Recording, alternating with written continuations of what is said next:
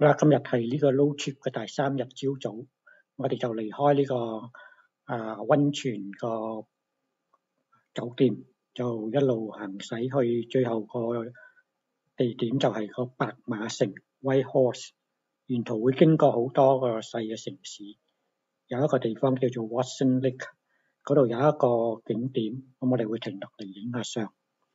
咁之後咧就一路會走到去 Whitehorse， 個路程需要大概7個小時至8個小時。沿途上咧見到好多個野生嘅動物，風景非常之靚。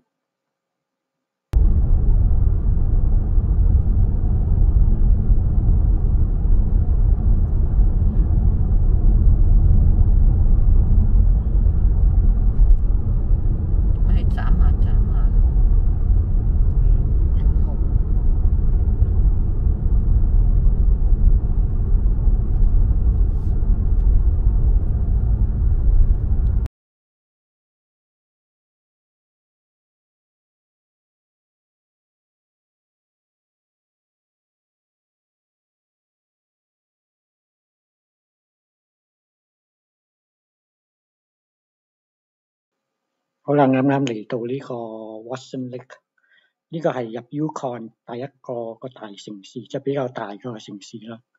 咁呢度有好出名一個叫做 Signpost Forest， 即係路牌森林，係呢個好出名嘅。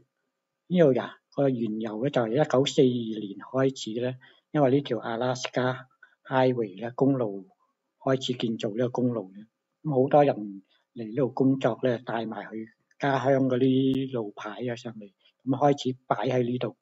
咁樣呢個 tradition 咧就開始咗。咁加好多啲遊客咧，由全世界各地啊、加拿大、美國啊、歐洲啊咁樣都經過呢度咧嚟呢度遊覽咧，都會將佢哋嘅國家同埋家鄉嗰啲路牌擺上去。咁總共已經有超過77000個牌喺呢度個路牌擺咗喺呢度。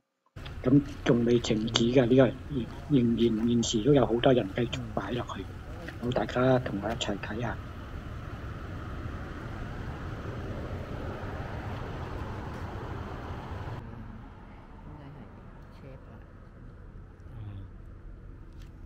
人帶嚟加落去。